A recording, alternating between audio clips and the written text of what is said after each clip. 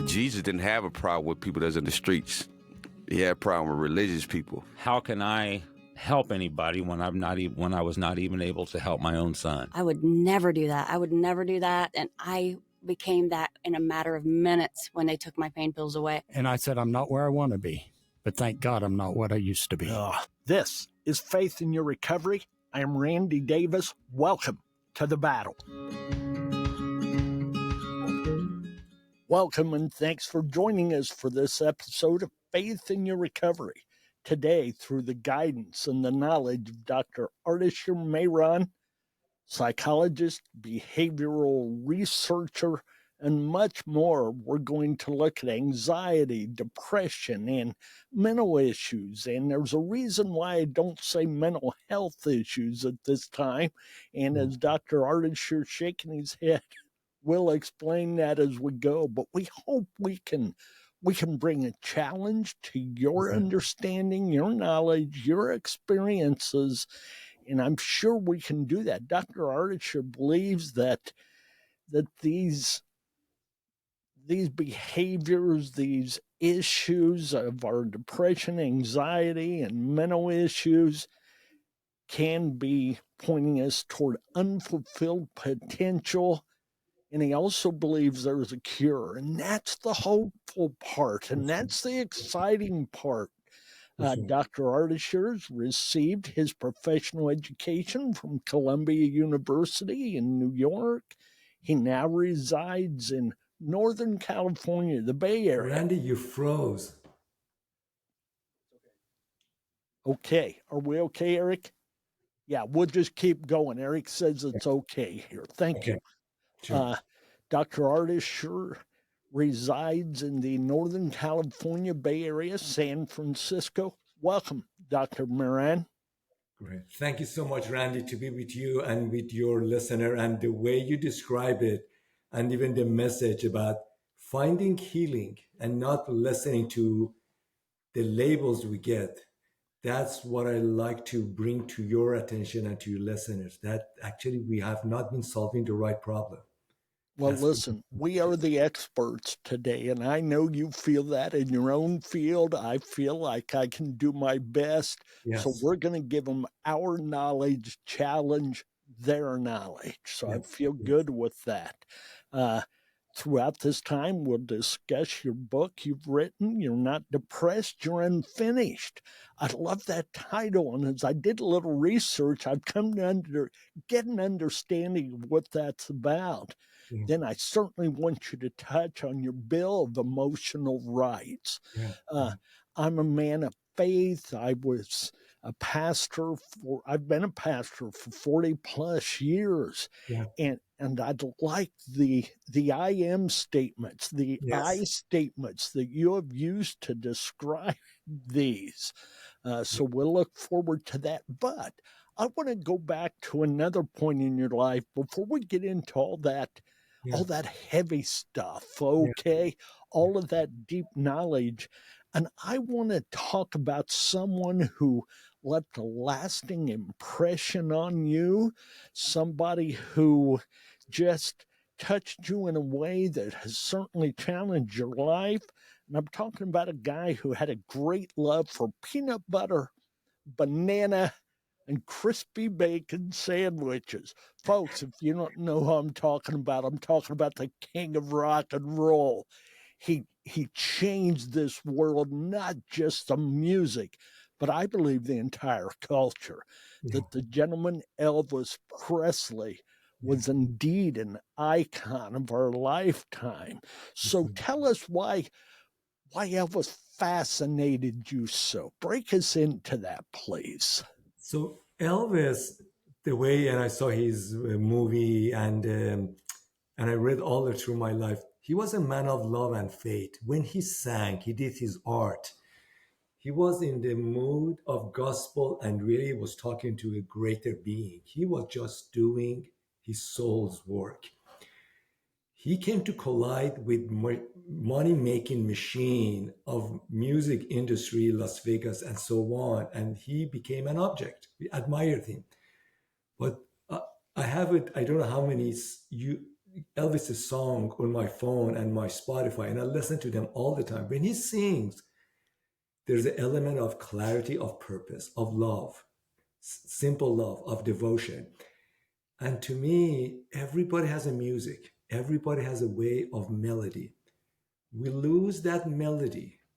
Our song in our lifetime, we use, even like part of my work, we teach people how to speak in front of audience, in front of executive, in front of stakeholders, investors. We have lost the way of heart, of language, of humanity. When we do that, everything becomes superficial. That's the reason this work that I do, people, in fact, Randy, in Zoom, people, they put their fingers to me, says, you get me. And they say, you don't use the language, depression, anxiety, ADHD, trauma. And I tell them, there's a reason they were created. These are human experiences. There's a reason for them. These are not lifelong ailments. So to me, Elvis, he spoke from the heart as the way he was. And that's the beautiful aspiration that I hope to have in my way of bringing my message to the world. Be honest. Tell your truth. I've always believed that Elvis touched the heart beyond your hearing, that right. Didn't stop at the ears and, being processed in the brain, but it went all the way through you. Whether it was a quote labeled gospel song or Blue Hawaii, anything he sang with heart, obviously. That's right. And If I can build on it, so I used to work in New York City in this company. I didn't have any money. I was the lowest ranking employee. I used to walk down the halls in my early 20s and sing Elvis's song, Can't Help Falling in Love with You, and whistle. My wife, also a young girl from Buffalo, New York, was sitting a few cubicles over there. She heard that words, those songs, and she came and says that you're so different, all the other New York boys. Can we go on a date? Elvis has helped me meet my wife. And that song was our wedding night song. That's a great connection. I've read that, some of your information. I was hoping you would share that with folks, because not only did he touch your heart, he touched hers, your wife's as well.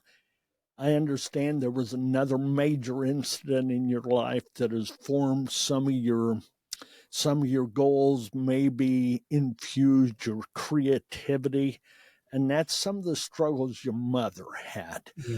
I didn't see details. I'd like to ask you to share of those, whatever you're comfortable sharing, please, so the folks can understand what helped build you and who you are. That's right. Thank you. There is a ironic joke in the field of mental health clinicians. When we go to graduate school, we pass it on to each other, that healers are the children of depressed mothers.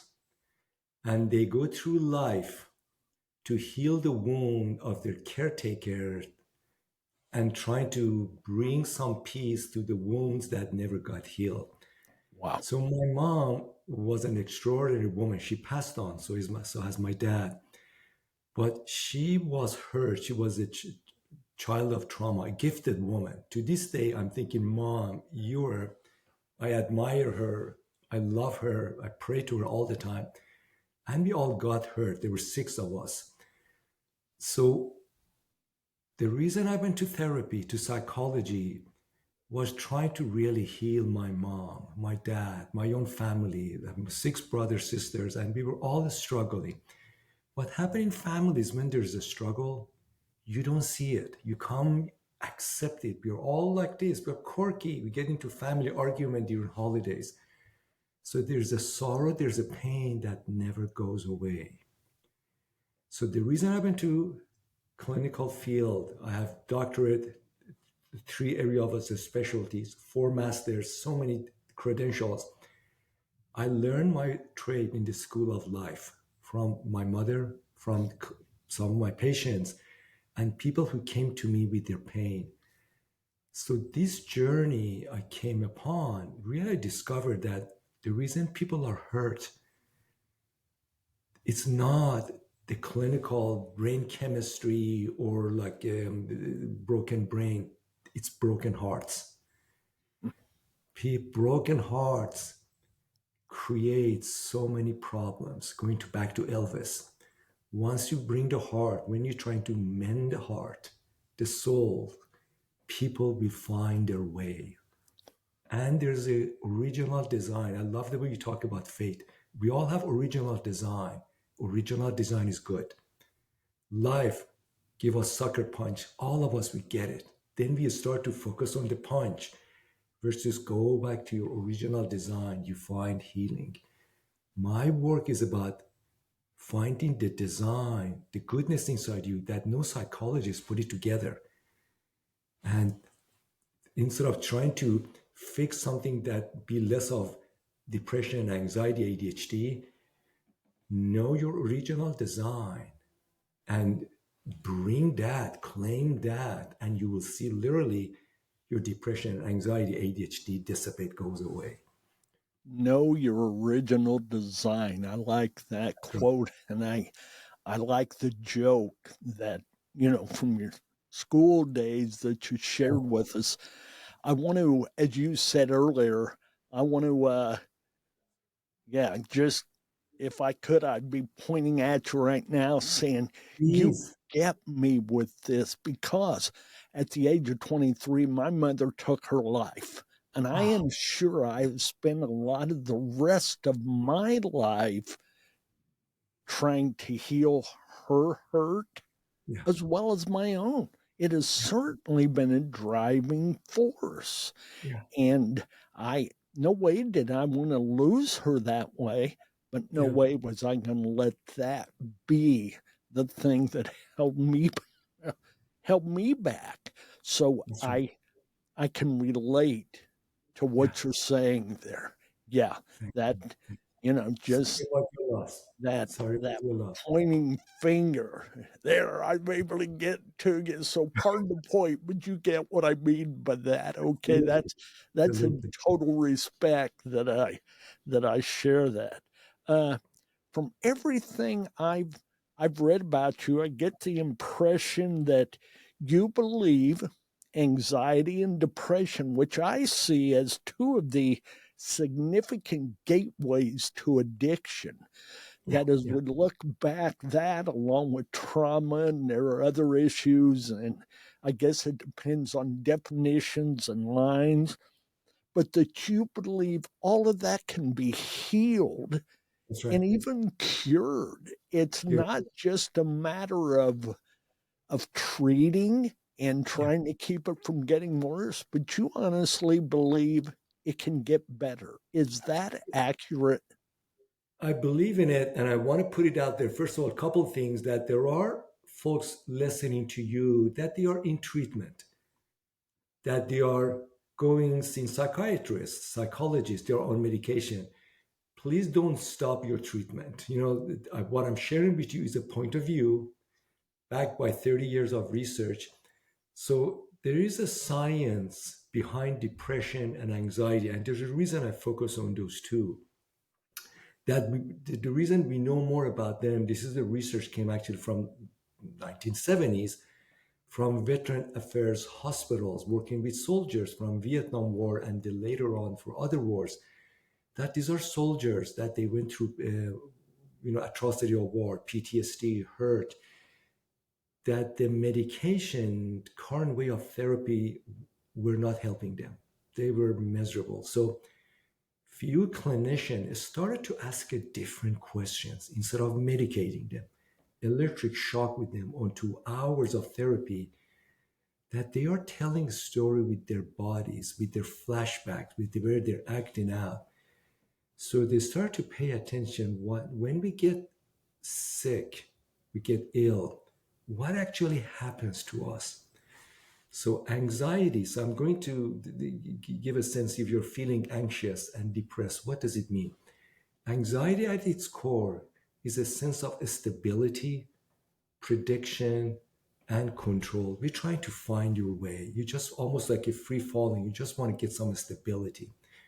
When that happens, our internal organs literally our gut tightens. That's the reason a lot of women, they have tight guts, they have churning guts. That means your body's creating a lot of hormones, cortisol, adrenaline, as a way for you to do something, get something done. You just feel free fall.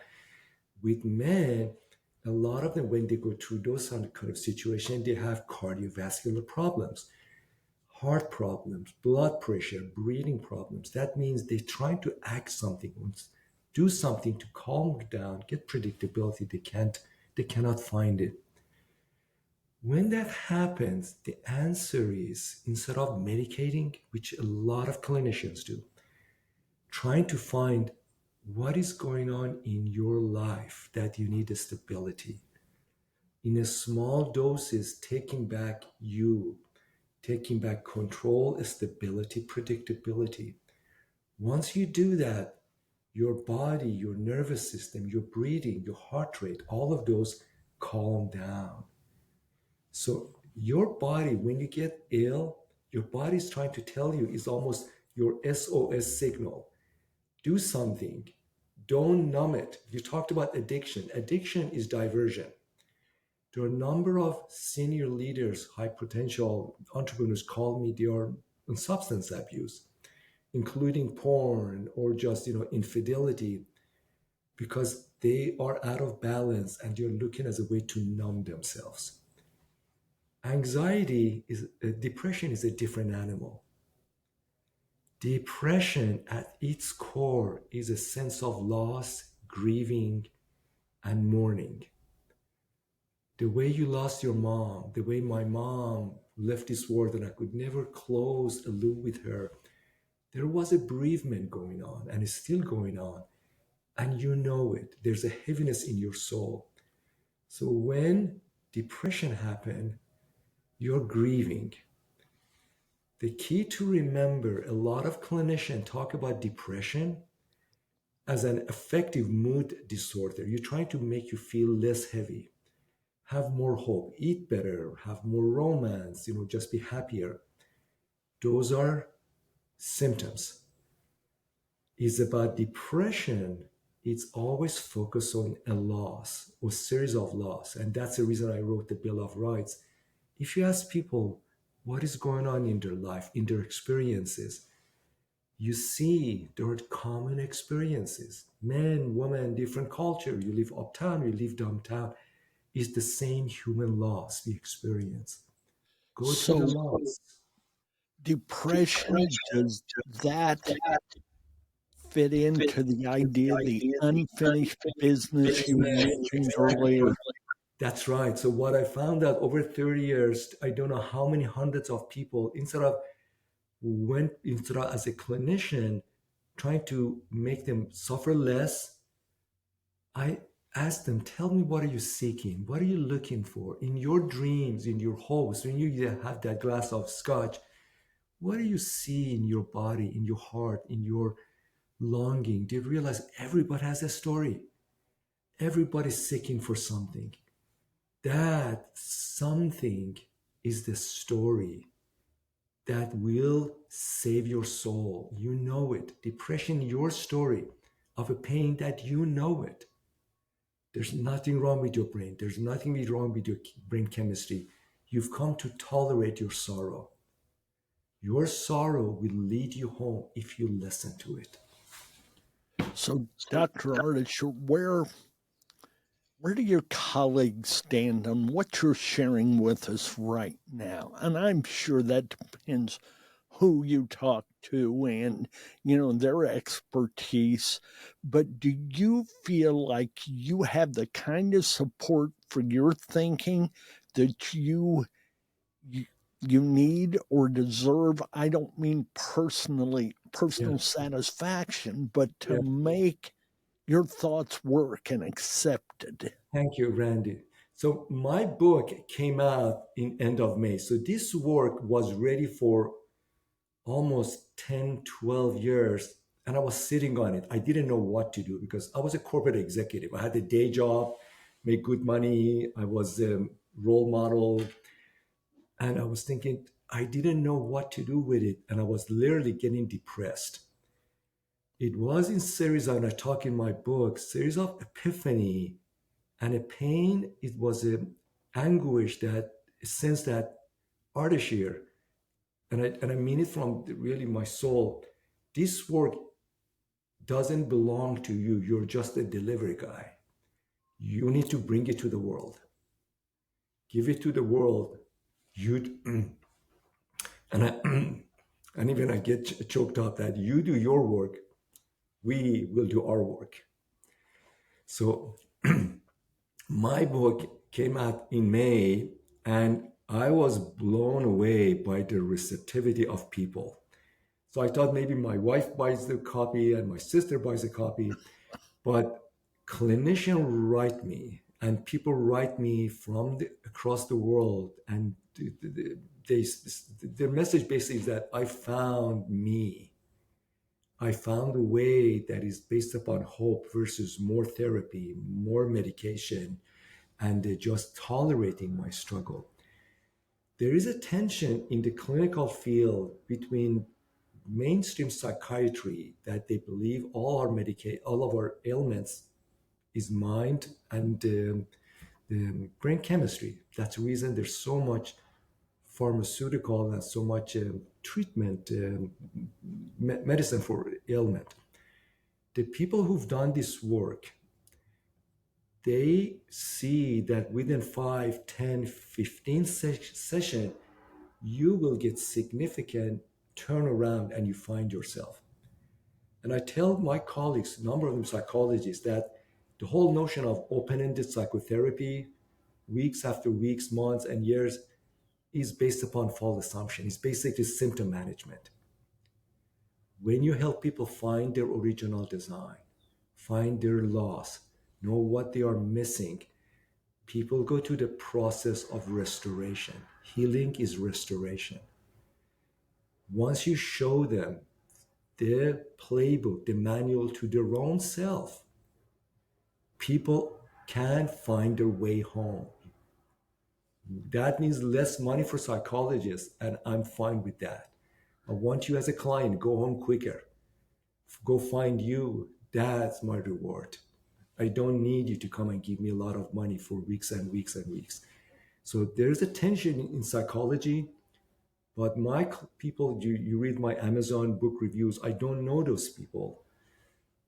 I just follow what I'm hearing and I do my work, and I trust the divine that if it's meant to be, it will be. Amen. So before we get into your emotional Bill of Rights, I read or heard in one of your previous interviews about back in 2012, you had an epiphany. I believe it said at that time in your life, you were feeling like a chunk of concrete. That's right. Explain that to us. Tell us of those moments, if you would, please. Yeah, thank you, Randy. So it was the third Sunday of August 2012. So I very vividly remember that the New Year night of that year, 2012. We came home from a party, and I went to bed that night, lay down next to my beautiful wife. My prayer to Lord was, make this my last year. I cannot go on anymore. I just felt empty. I was an executive role model, getting promoted. People loved me, life of the party. I just felt there's nothing left. I cannot see myself. How many more years do I have to go? And I'm just finished. Please take me. And I was keep falling and falling. I would go to work. If people can relate, I couldn't even see text of an email. I was in continuous anxiety attack. My body, I couldn't breathe. I just felt the walls closing on me. I was shutting down. Since when I was 20, every Sunday, I wake up at 6:30, go to our kitchen, a strong cup of coffee, bring my journal, my pen, my favorite pen, and just journal. That Sunday, somehow 2 questions popped into my head. I think somehow the universe learned that this dude is not getting it. but they realized that I'm a good investigator. I'm a researcher. So two questions came to my head. Instead of asking, how do I heal myself? I asked the question, what is depression? And why does it take so long to heal depression? Two questions. Because up to that point, I've gone over the years to 7 psychologists. I was always a good patient, followed the instruction. The psychiatrist took all the medications, and I would see my depression lower but never went away. So I'd come to accept I'm just like my mom, my dad, my siblings. When those two questions in August came to my head, somehow almost as if a veil was lifted that we psychologists, clinicians, actually do not understand depression. We see it as an ailment. Depression is a story. Depression is an experience to listen to, that the clues to healing is the story of people's struggle. And I start to think about my mom was struggling. What was behind her struggle? I am struggling. What behind that? And instead of trying to mask it, make it go away, I'm telling a story with my depression. What does it mean? And literally all those books, lectures, professors, Dr. Foy's of the world, I saw, it is hard to explain it. I saw like almost like things moved in my head. Ah, look at that. Patients from in my 20s in Bellevue Psychiatric Hospital, they were telling me a story. I would see that they're telling me something. I don't get it, but it's important. Remember that my world of knowledge changed that day. Took me a long time, but I start to see mental illness are series of experiences, predictable experiences. If you listen to the experience, they will guide you home. The Persian poet Rumi says the answer to pain is through the pain. If you listen to the pain, they will tell me what I need to do and why did I end up being here.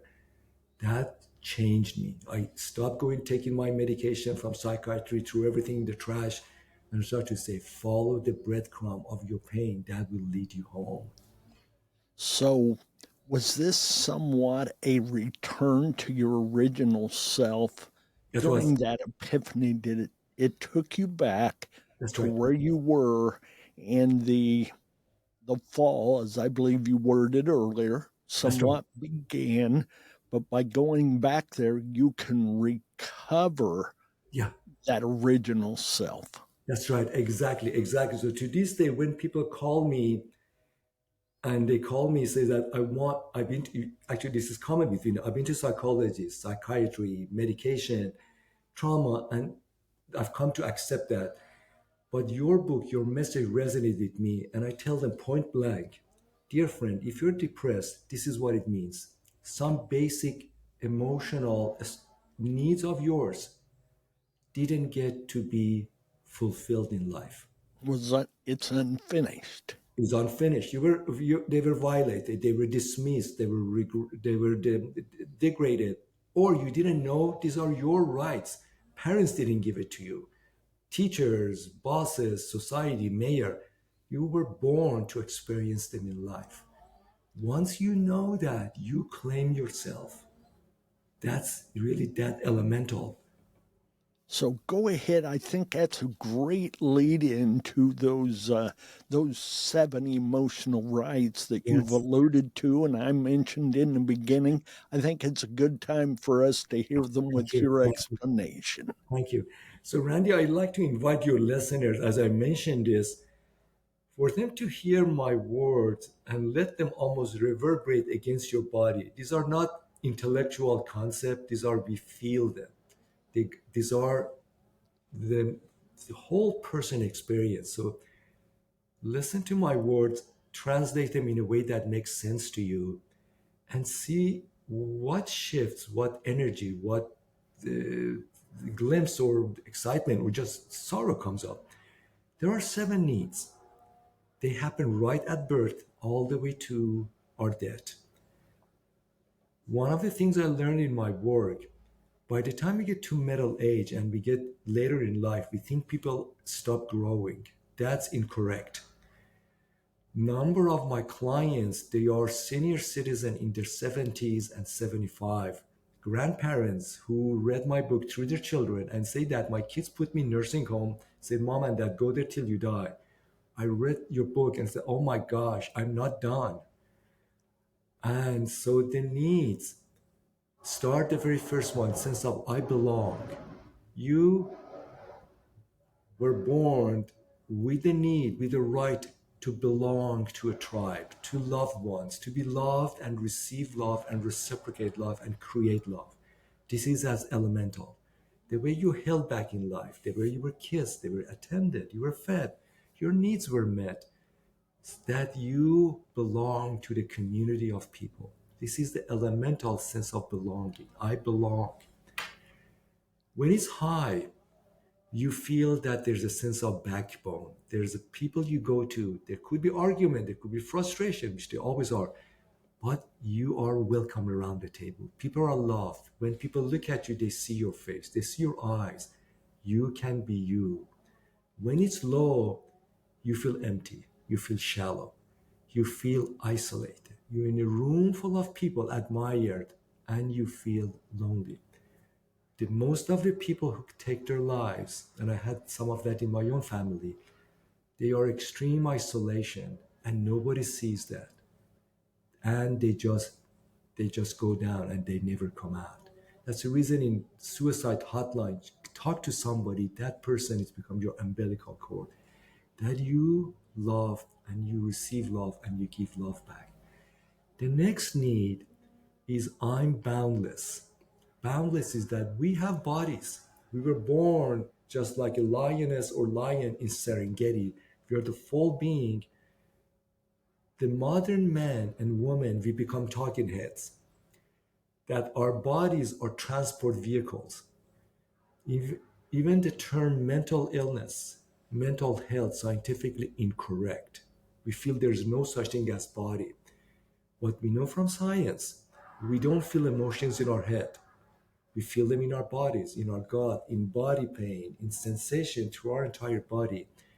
I'm boundless mean, are you close to nature? Are you using your body? Do you know how to express your body, engage in whatever you do? It's not about having six-pack and being really healthy and fit. It's about your body's engaged as a part of expression of you. Many people, starting with our children, we destroy that. We tell kids, sit there, don't use your fingers, don't be fidgety, and express your words. We become literally separated from our bodies. This is about your being as one person, one whole. The next need, I am complete. Many people to this day, all through their life, they feel broken, they feel hurt. They are burdened with shame and guilt that I didn't get what I needed. This is about shedding the heaviness of yesterday wars. We all have struggles. What we know from the modern science, especially trauma research, that there is no such thing as past. Old Testament, New Testament, all the major literature references, they talk about you live in the moment. This wasn't some kind of philosophical thing, that life happens 1 millisecond at a time. So when you go to a therapist, to your priest or rabbi or whoever is your spiritual, if you bring a pain, what it means, your body thinks that pain, that struggle is happening right now. This is about reconstructing your life in this here and now. And all those backward-looking therapy, when I was 20 years old, 5 years old, what happened to me? Interesting is irrelevant. Healing and being full happens right here, right now. And psychology just waking up to that. And when you do that, people get significant lift and shift in being me, claiming your life. There's no such thing as past. The next need is I matter. You live uptown, you live downtown. You're in this country, in that country. You're around the table. And dignity, respect, honor bestowed upon you. You don't have to fight for it. You're a member of human race. There are many people invisible. Coming from corporate environment, you see people entering the conference room, like town halls. Nobody turn around and see them, look in their eyes, welcoming them. Hey, it's good to see you. Come on, sit here. There's a project. What do you think? There are many people are bystanders. They are on the bleachers. They see the life going in front of them. They are not invited around the table. This is honoring each person's being there around the table. When we do that neurologically, you're awakened. You feel a wholeness, you feel respected, you feel connected. The next need is I make. Everybody's doing something in this world. Everybody. You're executive, you're a farmer, you're a dentist, you work in the field, you're cleaning table. Everybody's doing something. Is that something your work? We all make promises, we all make compromises, we all have responsibilities, we do things we have to do, we have responsibilities. But at the end of the day, do you feel this is you doing your work? Many of my work, I work with people who are doing very well financially and otherwise, and they always say something like, someday I will do this, someday when I retire, someday when I get my next money or next house. That someday kills us. That's depression. That you were born to do something or many things. Find that. Because when you do that, you come alive. And the research over and over shows if you're in a soulless work, depression, anxiety, all sort of mental struggles spike. The next need, and they don't go, I mentioned next need is all, there's a pattern they are not necessarily linear. The next need is I am. Like I love Randy, the way you mentioned, you're doing this podcast because you have a voice, you have a conviction, your message you bring to the world. Everybody has a voice. It's your soul's message. The world needs to hear your message, what you believe in, what you stand for. It could be the worst idea, but it's your message. Work on it, how to present it better, share it better. And people hold it back. There are a lot of people are hesitant. Maybe I shouldn't say that. Maybe it's not politically correct. Maybe no one wants to listen. Your voice, if it's there, it needs to be shared. Own it. The final one is I soar. Maya Angelou, in her book, I Know Why Cage Bird Sing, has a saying that saved me. It goes, there's no greater agony than bearing an untold story inside you. Everybody has a story. 8 billion people, 8 billion stories. What is your story? Your story is a gift to you. It's a covenant, is a promise. Once you know that, you become indestructible. So these needs, they all reside within us, and we feel them at different times in life. So people, when I share that, people say, oh my gosh, Ardeshir, I'm so busy. There's 7 needs. And I tell them there's a way they work at any point in life. Usually there's a one need that is a source of inspiration, excitement, calls you, say, I want more of that. I know it, I want that. Follow the energy for that. That is you knowing, there's a knowing inside you, follow that. Then there's a need that is a source of torment, source of heaviness. Unfinished, I need to focus on that. I never got to experience that. There's a sorrow. Pay attention to that. There's some repair work to do. And usually there's a need that is the foundation of your house, gives you backbone, gives you comfort, solace. For me right now, back to your earlier question, the need of I soar, that I need to do this work, because I do believe this work will help many, is I soar. I'm fully following the energy of that. The one that gives me the angst is I make. I'm building a new way of therapy. It's new. I need to figure out, how do I bring it to the world? How do I share it? How do I teach others? How do I make money? All of that. And I'm thinking, Other people have figured that. Do the work, stay in the ring, and things will work out. The one that gives me the backbone is my family, my wife, my son, my brothers, sisters, and my golden retriever. I go there for me to feel stable. So to the listener, don't overthink it. Follow the energy. Follow the energy. Energies come from inside you. Follow what excites you, what brings you sorrow, and what gives you stability. Follow the energy, and you'll be fine. On which of these 7, I'm going to call them steps, if that's okay. Yes, yes. On which of each of these 7 steps do you see folks struggling the most? You've mentioned some of your challenges, but most of us, where do you see us hung up or having to battle the hardest? Excellent question. Is sense of I belong. There is an epidemic of loneliness in our society, in America, and in fact, most of the Western world, that we don't know how to connect.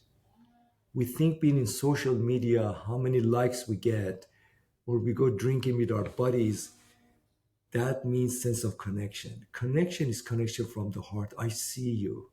You're safe with me. I want to hear what you say. Can we spend time together? All the way to including physically holding each other. We know from the nervous system, a hug to be meaningful, it needs to be about 6 seconds long because body feels it. Heart to heart feels it. We just gave like a bear hug, stop. We haven't quite learned how to be with each other. And when we don't have sense of I belong, that's the root cause of a lot of violence, outbursts, and people behaving badly all the way to substance abuse. And that starts from home. That starts from the basic parent or guardian and raise it and treating their children like that so they learn it. If there's a way to spend, if you were going to bet on anything, I would start with I belong. That's really sets the stage for humanity right. I wasn't clear on what you said earlier. Was it these are not linear? Is that correct? Okay. That's right. That's right. So do you believe that if we can't get a hold of number 1, the I belong, we're going to have big trouble with the other 6? Must we conquer that first in order to accomplish maybe I am complete, I make, for example? Yeah. Thank you. Great question. Look at it as almost like when you build a house, you want to make sure it has a good foundation. So when tornado, earthquake, flood come in, is strong. When you don't have I belong, the rest of the needs become very shaky. It's almost if you don't have the I belong, your I soar, you will not go far because you don't know stability to go far. So I would start with I belong as a core work. And about and these are all doable, these are all achievable. If we feel we're strong and we're struggling because nobody first of all taught us what they mean, how to do that, and their criticality for us, we can always start where we are right now. So I belong is the where I start to build a foundation for others. Okay, and that makes sense to me. We go back to what's unfinished. I keep liking that word unfinished, but everything, so much of what you're saying takes us back to take care of that step that you missed out on. And then you can start to build on that foundation. I'm sure you're aware of the AA program and the 10 steps that go with that. Would you be bold enough, or would you take the ownership of calling this 7 steps to mental health? Does that fit with what you're saying? I'm fine with that. I mean, if it resonates, I'm perfectly fine with that because I've been to AA through some of my friends going, and honoring, respecting that. Is this that sounds fine to me if it works like that? 7 step to mental health, and as a way to know this is not you do 7 step and some you graduate and you come out of it so you get a Exactly. certificate. This is the way of being. Like my hope is that this is the once you learn them, you can raise a family like that. You can have a relationship like that in the place of work, place of worship. That and that's the reason I call them rights, just like a civic right, national rights. This is the way of being with each other. This is the way of foundation of humanity, that you know my needs, I know your needs. We take care of each other so we have fulfilled lives and interaction with each other. So we become guardian of each other's finishing the work, and everybody goes at it differently. Let's just take for granted there's a listener out there who's struggling with life. Yeah. What kind of advice could you give them to help them get through tomorrow and to start building that foundation? That's a great. So some suggestions that things when people are struggling, life feels very heavy for them. Feels there's no hope because I'm sure they've tried many things. And afterwards says, oh my gosh, I need to go on and go on and go on. Several perspectives to consider. One is that there's nothing wrong with you. That I know the modern psychology, you go to even bookstore, library, all the books about mental health, they are depressing. I don't want to read any book about depression. Just reading the book about depression is depressing. That you are okay. You just, there are experiences in life, dear listener, you didn't get to have. You didn't get to have fully, or you didn't know you deserve. It's your right to have them. And that's your right. That is your right. The next one is my book is available online in the ebook. And if you go to my website, you can download the PDF on the Bill of Rights. Find any of them, any of those rights that when you read, that is, get a sense that this speaks to me. This makes me feel lighter. This brings me hope. Start anywhere. And next thing, start small. You don't need to have, I want to go to 30th floor and I'm going to have a big project plan how to get there. No. Start small means next hour, next 10 minutes. Do something that is small. That something is less about, I'm not going to eat this good food versus there's more, I will eat a good food. I will have my veggies, something that has sense of ownership of do.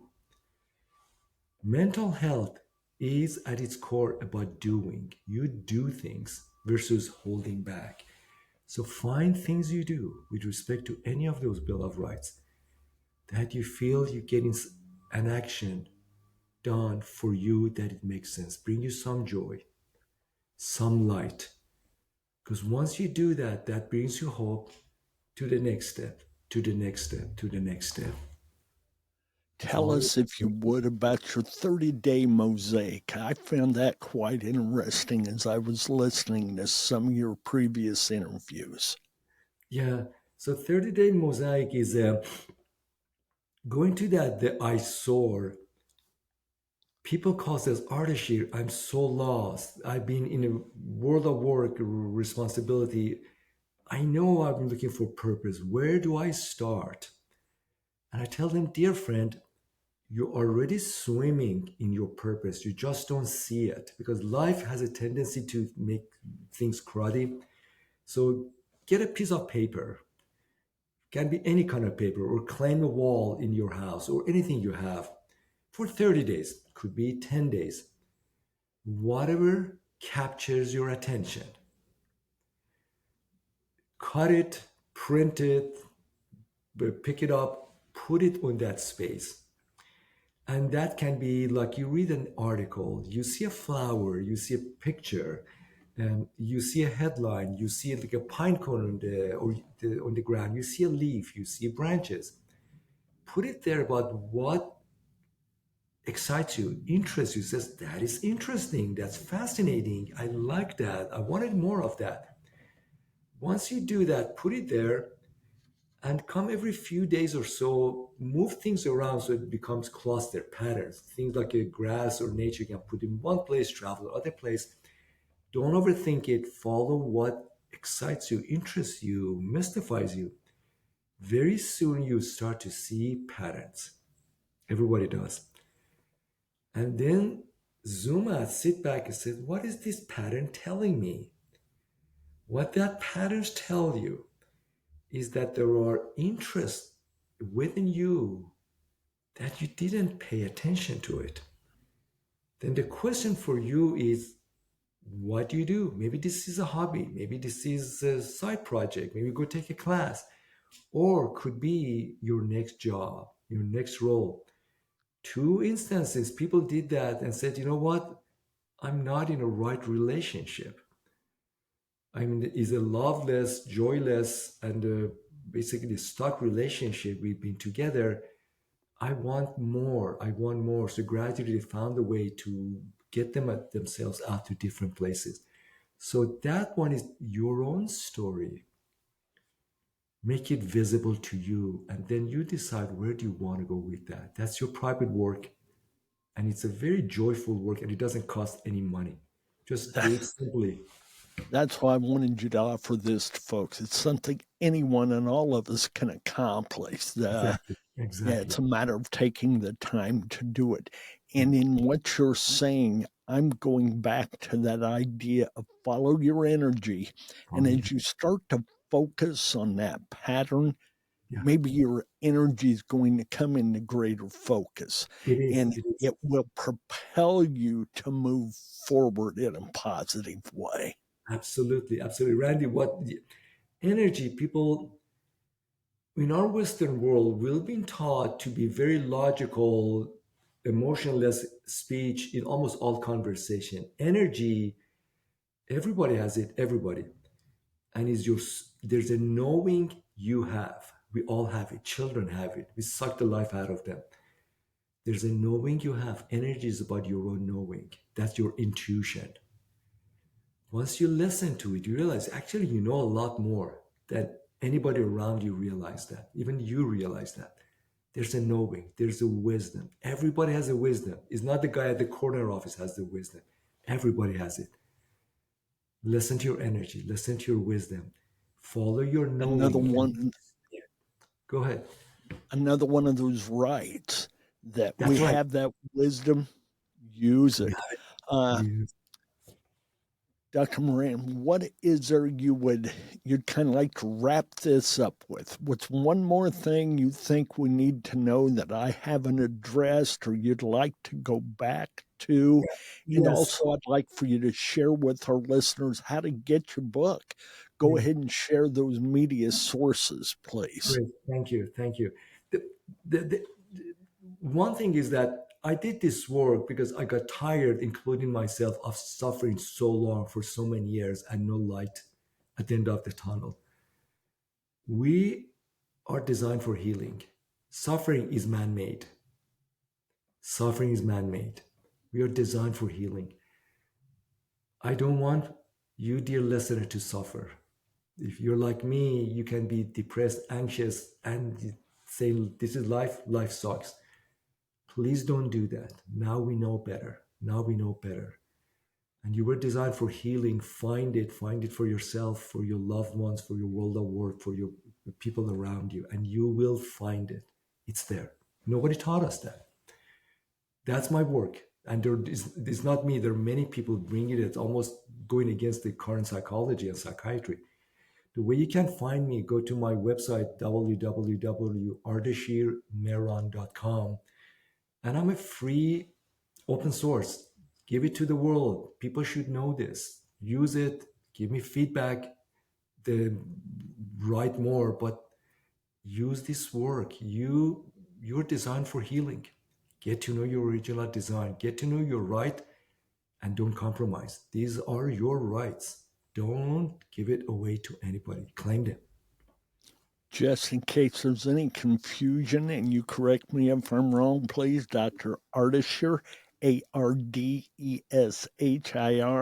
Mehran, Mehran. Correct on that? Right. Absolutely. Check it out, folks. It's more than worth your time, and you made it more than worth our time today. One final question. The name of our podcast is Faith in Your Recovery. What do those 4 words mean to you? For me, they're asking me that you were born to recover. Recover is back to you. You recovering, faith is back to you and your whole self. We were born whole. We were born perfect. We were born as a star, as an angel. Faith is that you can come home. The journey of healing is the journey of coming home and wholeness. To me, that's what it means. Amen. Go back, take care of the unfinished, and move forward by following your energy, and stay with it and fight the battle. That's our theory here on Faith in Your Recovery. It doesn't happen in a day. It's a lifelong process, whether that's recovery from addiction or recovery from life's pains and challenges. Dr. Mehran, thank you so much. We appreciate your time. God bless you. Thanks for all this, folks. Thanks for tuning in, and check this out. Tell your friends about it. There's help here.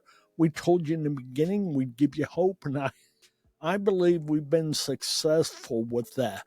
We'd love to hear from you. Feel free to get a hold of us here at Faith in Your Recovery. We'd be glad to talk to you, answer any questions you might have. God bless. Stay in the battle. Amen.